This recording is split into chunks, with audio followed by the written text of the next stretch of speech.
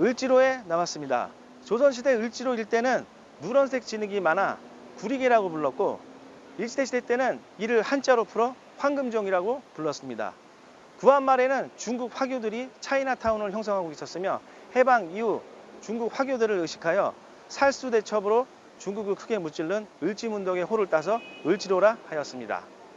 을지로는 일제시대 때인 1913년 도로가 넓어지고 직선화된 근대화 도로로 서울 시내에서는 가장 먼저 인도와 차도가 분리된 곳입니다. 그에 따라 일제시대 때 조선 수탈의 창구였던 동양척식 주식회사가 앞쪽에 들어선 곳이기도 합니다. 1926년 독립운동가인 나주석 열사가 폭탄을 던진 곳이기도 합니다. 오늘날의 을지로는 시청부터 동대문까지의 도로이자 을지 1가부터 7가까지의 법정동이기도 합니다. 행정동으로는 3, 4, 5가는 을지로동, 6, 7가는 광희동으로 되어 있습니다. 앞에 하나은행 건물이 조선시대에는 국악인을 양성했던 장학원이 있었고요. 일제시대에는 그 유명한 동양척식 주식회사가 있던 건물입니다. 옆쪽에는 우리나라 최초의 서양 의료기관인 제중원이 있었는데, 제중원은 제동에 있다가 이곳으로 옮겨온 후 이후에 서울역 맞은편으로 가서 세브란스 병원이 되었습니다. 을지로 도로로 가보겠습니다. 을지로 1가는 시청에서 을지로 입구역 롯데백화점까지고요. 제가 걸어가는 길은 을지로 2가입니다. 3가 방향으로 가고 있습니다. 조선시대 500년 동안 주요 도로는 사대문을 통과하는 도로였기 때문에 서대문에서 동대문까지 가는 종로와 종각에서 남대문까지 가는 도로가 대로였습니다. 을지로는 당시에 이곳부터 광희문까지 가는 도로였었는데 중로였습니다. 종로처럼 붐비지는 않았으나 해민원과 장항과 같은 관공서가 있었고 간의 수공업이 이루어지는 곳이었습니다. 해민원은 조선시대 서민들의 질병 치료를 하는 의료기관으로, 그에 따라 이 을지로 주변에는 약방들이 많이 있었습니다. 이후에 시간이 지나면서 교통이 편한 동대문 쪽으로 이동을 했습니다. 그것이 현재 종로 4, 5가에 밀집되어 있는 거고요. 이후에 1970년대에 청량리역이 개통되면서 더욱 교통이 편리한 경동시장 쪽으로 이동을 하였습니다. 이렇듯 그 약방이 있는 그 시발점이 이 을지로역대였어요. 조선시대 구리기였습니다. 저희가 이 걸어가는 을지로, 종로, 명동, 충무로 이쪽은 너무 역사적인 그 장소이기 때문에 우리가 무심코 지나가고 있지만 그 의미를 되새겨보고 이렇게 알아가면 굉장히 재밌는 곳입니다. 을지로가 오늘날 같은 모습을 갖춘 것은 일제시대 때 일본인들이 들어오면서부터입니다. 그들에 의해서 도로가 확장 정비되고 적산가옥이라는 주택들이 들어서면서 사람들이 모여들기 시작하였습니다. 그에 따라 종로에 있던 상인들도 을지로를 진출하여 명동까지 상권이 확장되었습니다. 여의도가 개발되기 전까지 을지로 일대는 금융과 증권의 중심지이기도 했습니다. 해방 이후 을지로는 도로명이 을지로로 바뀌게 되고요. 전쟁 때는 도심에 있다 보니까 철저하게 파괴가 되었습니다. 이후에 도시 재건을 위해서 주택과 관련된 업체들과 철강, 각종 공구업체들이 들어오면서 도소매 업체들이 형성되기 시작하였습니다. 도시 개발과 강남 개발, 신도시 개발과 맞물리면서 최고의 전성기를 누렸던 곳입니다. 1970년대부터 업무주교가 형성이 되고 80년대 지하철 2호선이 개통되면서 오늘날까지 이어져 오고 있습니다. 참고로 앞쪽 방향이 탑골 공원 방향입니다. 또 앞에 흰 건물이 보이는데요. 서울 고용 노동청 건물이에요. 예전에 뿌랭땅 백화점이 있던 건물이었습니다. 이걸 기억하시는 분들은 연세가 좀 있는 거예요. 그리고 그 건물 뒤로 3.1빌딩이 있습니다. 그리고 이 앞에 도로가 3.1도로예요. 안국동부터 시작해서 남산터널을 지나서 한남동으로 넘어가는 도로입니다. 이 말씀을 왜 드리냐면 탑골공원에서 3.1운동이 벌어졌기 때문에 그 3.1자를 따서 3.1도로, 3.1건물이 생겼습니다. 2003년도에 청계 고가도로가 철거되기 전까지는 3.1빌딩으로 턴을 해서 제 머리 위로 해서 이렇게 고가도로가 지나갔었는데 지금은 철거되고 없습니다. 저 3.1빌딩은 31층으로 1970년대 완공 당시에 우리나라에서 가장 높은 건물이었었는데 1978년도에 롯데 호텔이 들어서면서 1위의 자리를 내준 유명한 건물입니다.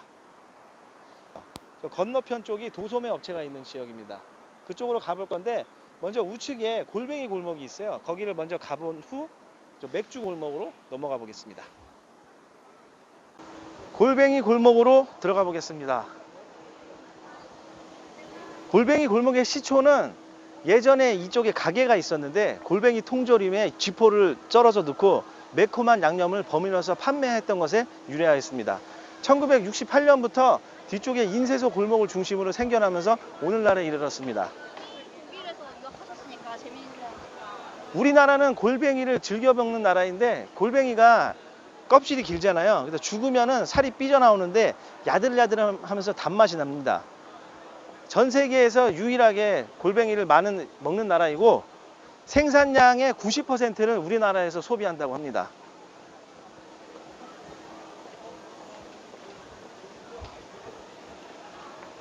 이 도로가 수표교예요. 그래서 여기서부터 거리가 길진 않는데 이쪽에 오시면은 매물들이 거의 없습니다. 가게들 나온 게 없어요. 그리고 임대 시세는 20평 기준으로 200만 원 초반에서 중후반 그 정도 보시면 됩니다. 이쪽으로 들어가면 종로 3가로에서 인쇄소 골목으로 들어가 보겠습니다. 이 종로 3가 일대는 오피스 상권이면서 안쪽에 인쇄소, 타일, 조명 뭐 그런 가게들이 있는 상권입니다. 도소매 업체들이 있다 보니까 특별한 특색 있는 업종은 없었고 주로 중장년층이 이용하는 점심 저녁 장사를 하면서 상권도 일찍 끊기는 곳이었어요. 정말로 평범한 곳이었었는데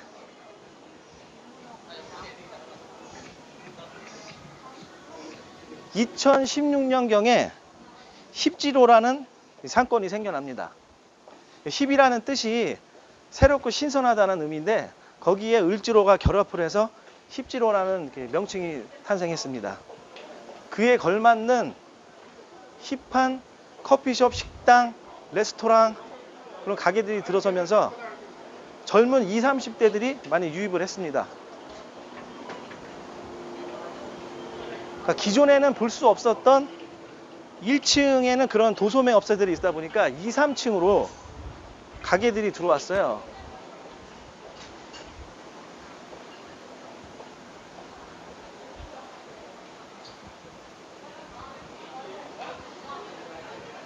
그러면서 예전에 그 인쇄소 골목에서 볼 수 없었던 특색 있는 가게들이 들어오고 젊은 사람들이 이렇게 유입이 됐습니다.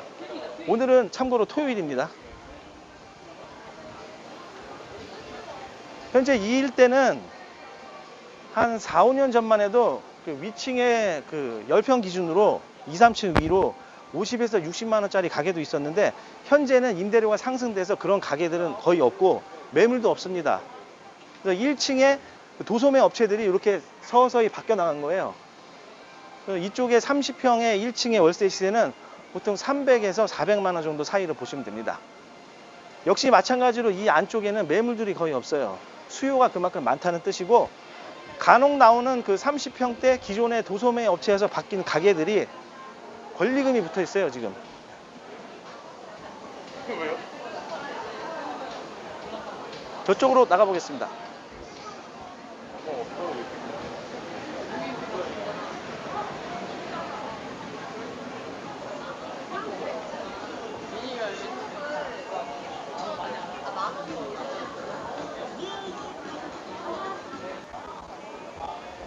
바깥쪽이 을지로 대로변입니다. 을지로 3가역에서 안쪽으로 이렇게 들어오다 보니까 이 초입에 있는 사거리 모퉁이에 있는 가게들이 장사가 좀 잘 되고요. 여기서 이제 안쪽으로 들어가면 인쇄소 골목으로 쭉쭉쭉 연결되어 있어요. 초입이다 보니까 약간 좀 붐빕니다. 저희가 지금까지 갔었던 골목 상권은 뒤에 주택을 배우로 둔 상권이었었는데 이 을지로의 골목 상권은 도심 한복판에 있는 상권입니다. 일제시대 이후에 개발이 안 된 상태에서 좁은 골목길에 도소매 업체들이 들어오고 무슨 길처럼 싼 임대료를 찾아서 외식 업종들이 들어왔습니다. 보시다시피 기존 업체들이 오랜 시간 자리 잡고 있는 상태다 보니까 간헐적인 형태로 들어와 있습니다. 또한 이곳에 있는 업체들이 오랜 시간 있었고 임대료가 저렴하기 때문에 다른 곳으로 옮기기도 쉽진 않습니다. 그런 점이 그 일반 골목길하고 차이점입니다.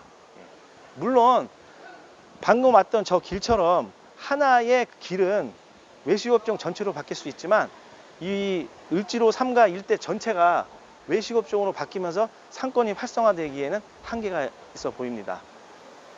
또한 을지로 일대가 재개발 구역으로 묶여 있기 때문에 현재 서울시에서 정책은 오래가고 있지만 언젠가는 된다는 가정 하에 그런 점도 여러분들이 잘 따져봐야 될 요인입니다.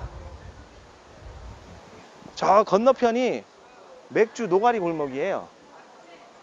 을지로 3가 북쪽으로 가보겠습니다. 골목으로 들어가 보겠습니다. 이곳은 1980년 오비베어가 노가리를 연탄에 구워서 판매하기 시작하면서 시초가 되었고요. 1989년도에는 만소노프가 들어왔습니다. 2000년대 초반까지는 전성기를 누리다가 한동안 침체기에 있었습니다.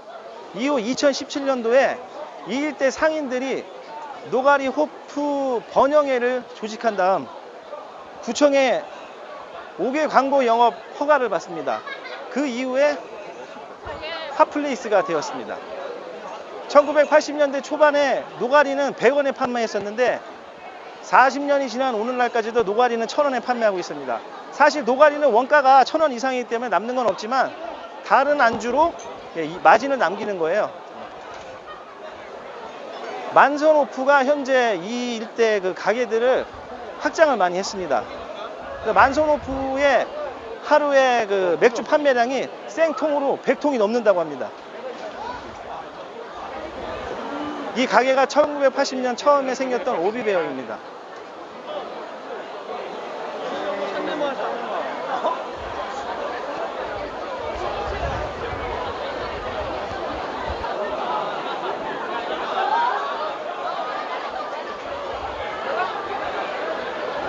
오늘 주말이라서 사람들이 더 많은 것 같습니다. 저희는 수표구 쪽으로 가보겠습니다. 종로상가 북쪽의 청계천 앞으로 왔습니다. 조선시대 청계천에는 22개의 다리가 있었는데 그중 하나인 수표교입니다. 수표교는 1959년에 청계천이 복개되면서 현재는 장충단 공원에 가 있습니다. 앞에 다리는 나무로 만든 것입니다. 또 이 수표교가 유명한 것이 일제시대에 청계천 중심으로 남쪽에 을지로, 충무로, 명동 일대는 일본인들이 살고 있었고 북쪽에는 조선인들이 살고 있었습니다. 야인 시대 보면 하야시 세력들이 종로로 진출하기 위해서 이 수표교 제가 서 있는 곳에 딱 왔는데 반대편에 김두한 세력들이 있었어요. 그래서 싸움이 났는데 김두한 세력이 이겨서 다 물리쳤습니다. 그래서 하야시 세력들이 종로로 진출을 못한 곳이기도 합니다. 오늘날의 을지로 일대는 좁은 골목길에 단층 건물들이 있지만 조선시대의 가옥들이나 사람들이 살았던 흔적은 전혀 남아있지가 않습니다. 청계천을 중심으로 북쪽에는 그나마 북촌, 서촌, 익선동 일대에 한옥들이 있지만 그 한옥들도 일제시대 건축왕인 정세균 씨가 만든 것이 대부분입니다.